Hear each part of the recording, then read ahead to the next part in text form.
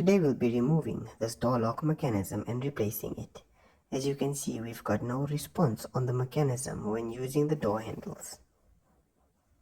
We'll start off by removing the 4 screws that hold the door handle in place. We will then remove the 2 screws that hold the mechanism into the door. Once the door handle has been removed, you will need to remove the square rod that slides through the door lock mechanism. Once removed, the mechanism should slide right out of the door. We'll then place our new mechanism in. Depending on the orientation of your door, you might need to spin your door latch around.